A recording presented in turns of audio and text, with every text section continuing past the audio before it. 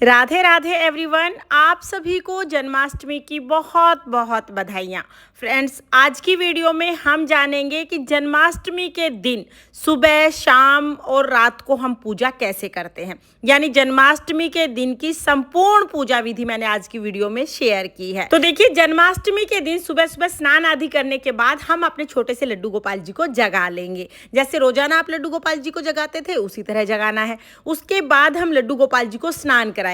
और आज हमारे लड्डू गोपाल जी का जन्मदिन है, तो विशेष स्नान हम कराएंगे। तो जिस भी पात्र में आप स्नान कराएं, उसमें पहले आप चंदन से स्वास्तिक बना लें, फिर आप लड्डू गोपाल जी को विराजमान करें।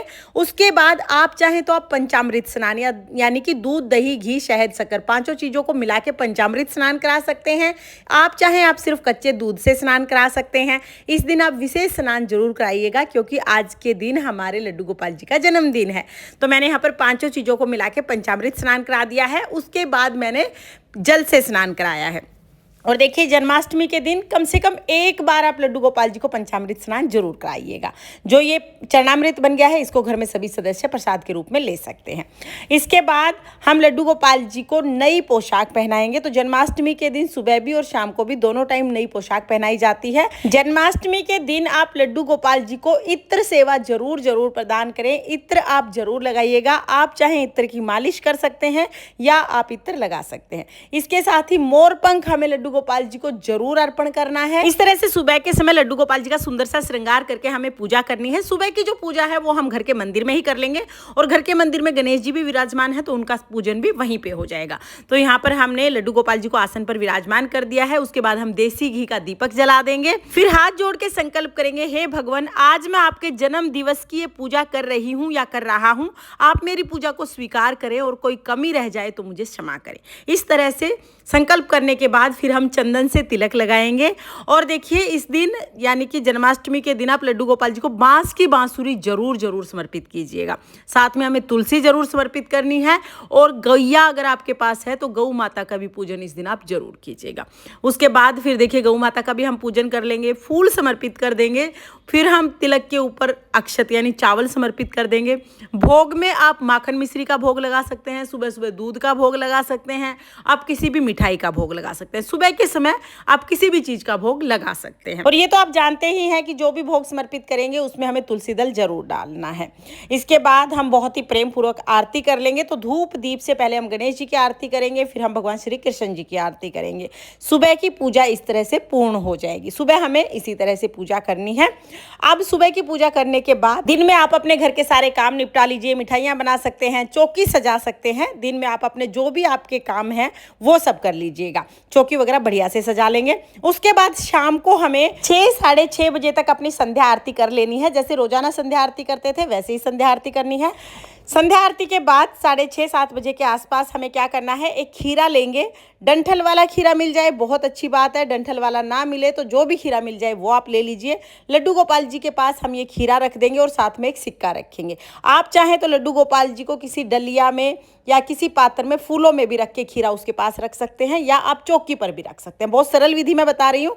तो देखिए, यहाँ पर चौकी पर ही हमने खीरा और सिक्का रख दिया है। उसके बाद किसी लाल रंग के कपड़े से लड्डू गोपाल जी को कवर कर देंगे। इसी तरह से सभी मंदिरों में लड्डू गोपाल जी का जन्म कराया जाता है, तो आप इस तरह से कवर कर दीजिएगा। एक बार लड्डू गोपाल जी को इस तरह से पर्दा डालने के बाद फिर हम यहाँ से चले जाएंगे। कोई भी लड्डू गोपाल जी को नहीं छेड़ेगा। इसके बाद आप धनिया पंजीरी बना लीजिए, आपके किचन के जो भी काम है वो कर लीजिए। घर के सारे काम हम निपटा लेंगे। फिर रात को जब 12 बजेंगे, टीवी में देख के या फोन में देख के हमें पता चल ही जाएगा। रात को जब 12 बजेंगे तो हमें लड्डू गोपाल जी के पास आना है। ताली बजा के, घंटी बजा के, हाथी घोड़ा पाल की, जय कन्हैया लाल की, नंद घर आनंद भयो, जय कन्हैया लाल की, ये कहते हुए हम पर्दे को उठा लेंगे। तो इस तरह से हमारे लड्डू गोपाल जी का जन्म हो जाएगा। ये लड्डू गोपाल जी के जन्म की सबसे ज्यादा सरल विधि है, और सभी मंदिरों में इसी विधि से जन्म कराया जाता है। इस तरह से लड्डू गोपाल जी का जन्म हो गया है। अब हमें जो खीरा हमने लिया था, जो सिक्का हमने रखा है, उसी सिक्के से क्लॉकवाइज इस तरह से देखिए, क्लॉकवाइज घुमाते हुए डंठल को अलग करना है, यानी नाल भेदन करना है। इसे नाल भेदन या नाल छेदन प्रक्रिया कहा जाता है। तो देखिए डंठल को हम खीरे से इस तरह से अलग कर लेंगे, इस तरह से नाल भेदन हो जाएगा। जो डंठल वाला पार्ट है इसको हम तुलसी के गमले में दबा देंगे और सिक्का अपने पास रख लेंगे। तो ये जो डंठल वाला पार्ट है ना, इसको याद से आप तुलसी के गमले की मिट्टी में दबा दीजिएगा और सिक्के को पास रख लीजिए। इसके बाद जो खीरा बच गया इसको काट के आप घर के सभी सदस्यों में प्रसाद के रूप में बांट सकते हैं। पहले लड्डू गोपाल जी को इसका भोग लगेगा, उसके बाद सबको बांटना है। उसके बाद हम क्या करेंगे, लड्डू गोपाल जी को पंचामृत स्नान कराएंगे। तो किसी पात्र में साफ सुथरा पात्र लेके स्वास्तिक बनाएंगे, फूल डालेंगे और फिर हम यहाँ पर लड्डू गोपाल जी को विराजमान करेंगे। फिर हम लड्डू गोपाल जी को पंचामृत से स्नान कराएंगे। तो देखिए पंचामृत से मैं अलग अलग स्नान कराऊंगी शाम के टाइम। आप चाहें तो एक साथ सारी चीज़ों को मिला के भी स्नान करा सकते हैं। तो पहले दूध से, फिर दही से, फिर देसी घी से, फिर शहद से और उसके बाद शक्कर से, पांचों चीज़ों से हमें स्नान कराना है। शक्कर में देखिए मैं यहाँ पर खांड ले रही हूँ, आप खांड ले सकते हैं, आप चाहे आप चीनी भी ले सकते हैं। इस तरह से बहुत प्रेम पूर्वक अपने छोटे से नन्हे से लड्डू गोपाल जी को स्नान करा देंगे और स्नान कराने के बाद फिर हम लड्डू गोपाल जी का सुंदर सा श्रृंगार करेंगे। तो देखिए हमारे लड्डू गोपाल जी को पांचों चीज़ों से हमने स्नान करा दिया है। फिर किसी सॉफ्ट से कपड़े से हम लड्डू गोपाल जी को पोंछ लेंगे और जो ये पंचामृत था ना, अब चरणामृत बन गया है। इसका प्रसाद घर में सबको देना है। जब व्रत खोलेंगे तब हम ये प्रसाद लेंगे। फिर हम लड्डू गोपाल जी को नई पोशाक पहनाएंगे। तो सुंदर सी पोशाक आप इस दिन लड्डू गोपाल जी को पहनाइएगा। उसके बाद हम इत्र लगा देंगे। आप चाहे इत्र की मालिश कर सकते हैं या सीधा इत्र आप लगा सकते हैं। फिर हम भगवान श्री कृष्ण जी की पूजा करेंगे। तो किसी भी पूजा में गणेश जी की पूजा जरूर की जाती है, इसलिए गणेश जी को आप जरूर विराजमान कर लीजिएगा। फूलों का आसन देकर यहाँ पर मैंने गणेश जी को विराजमान कर लिया है। फिर हम लड्डू गोपाल जी को विराजमान कर लेंगे। आपके पास लड्डू गोपाल जी नहीं है तो आप भगवान श्री कृष्ण जी की कोई फोटो या मूर्ति भी ले सकते हैं।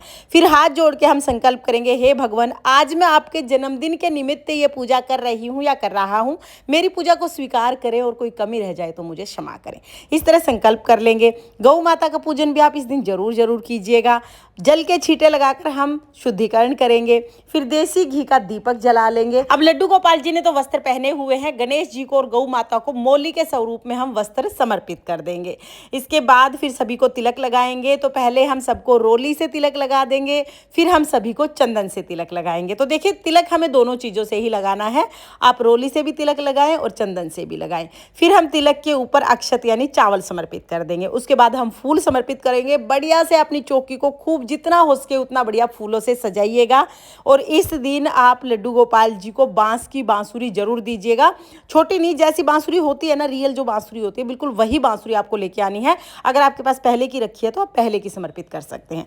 फिर हम तुलसी दल समर्पित करेंगे। फिर हम भोग समर्पित करेंगे। तो देखिए पहले गणेश जी को भोग समर्पित करना है। गणेश जी के भोग में तुलसी नहीं डालनी है, बिना तुलसी के गणेश जी को भोग समर्पित कर देंगे, इसलिए हमने गणेश जी को अलग से भोग समर्पित कर दिया है। इसके बाद फिर हम अपने लड्डू गोपाल जी को भोग समर्पित करेंगे। तो देखिए बच्चे को सबसे पहले शहद की घुट्टी दी जाती है। तो सबसे पहले हम लड्डू गोपाल जी को शहद चटाएंगे, क्योंकि लड्डू गोपाल जी का अभी जन्म हुआ है, बाल स्वरूप का हम पूजन कर रहे हैं। तो पहले शहद चटाएंगे। उसके बाद शाम के समय रात को 12 बजे जब लड्डू गोपाल जी का जन्म होता है तो धनिया पंजीरी का भोग जरूर लगाया जाता है। तो हम अपने लड्डू गोपाल जी को धनिया पंजीरी का भोग लगा देंगे। साथ में माखन मिश्री लड्डू गोपाल जी को बहुत प्रिय है, तो माखन मिश्री का भोग लगा देंगे। आप ड्राई फ्रूट्स का भोग लगा सकते हो, किसी भी मिठाई का भोग लगा सकते हो। भगवान श्री कृष्ण जी को तो 56 भोग लगाए जाते हैं, आप किसी भी शुद्ध सात्विक चीज का भोग लगा सकते हो। साथ में जो खीरा हमने कट किया था, जो नाल भेदन का खीरा है, उसका भोग भी हमें जरूर लगाना है। तो इस तरह से हम भोग समर्पित कर देंगे। फिर जल समर्पित करेंगे। इसके बाद हम न्योछावर करेंगे। देखिए यथासंभव दक्षिणा लेके लड्डू गोपाल जी के ऊपर 3 बार वारेंगे और लड्डू गोपाल जी के पास हम ये न्योछावर रख देंगे। बाद में आप इन पैसों से लड्डू गोपाल जी का कोई भी सामान ला सकते हैं। इसके बाद हम धूप दीप दिखाएंगे और बहुत ही प्रेम पूर्वक आरती करेंगे। पहले हमें गणेश जी की आरती करनी है, फिर हमें भगवान श्री कृष्ण जी की आरती करनी है। बहुत प्रेम पूर्वक आरती करने के बाद हाथ जोड़कर पूजा में रही कमियों के लिए क्षमा याचना करेंगे और अपनी मनोकामनाओं को पूर्ण करने के लिए भगवान से प्रार्थना करेंगे। इस तरह से पूजा करने के बाद फिर हम अपने सीधे हाथ में थोड़ा सा जल लेंगे और चौकी के ऊपर से वार देंगे। इस तरह से जो हमारी पूजा है वो पूर्ण हो जाएगी।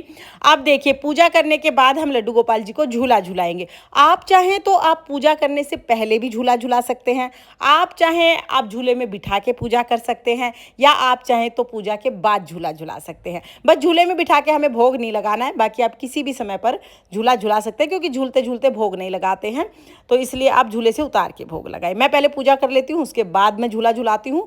आपका जब भी मन हो आप झूला झुला सकते हैं, लेकिन ये ध्यान रखना है कि जन्माष्टमी के दिन रात को जब आप पूजा करेंगे तो आपको झूला झुलाना जरूर है। तो यहाँ पर बहुत ही प्रेम पूर्वक हम अपने छोटे से लड्डू गोपाल जी को झूला झुला लेंगे।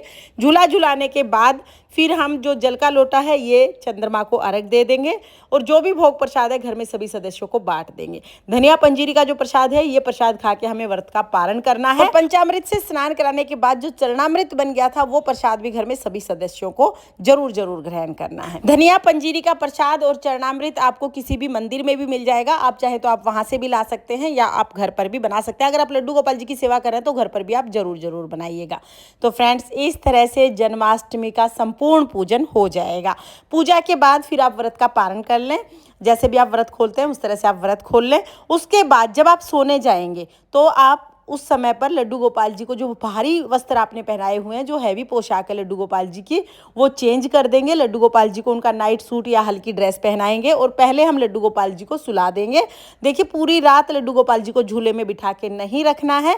जैसे आप रोजाना लड्डू गोपाल जी को सुलाते थे उस तरह से लड्डू गोपाल जी को सुला देना है। जन्माष्टमी के पूरे दिन की पूजा विधि अगर आपको पसंद आई हो तो प्लीज प्लीज वीडियो को लाइक कर देना और चैनल को सब्सक्राइब कर लेना। जय श्री कृष्णा, राधे राधे।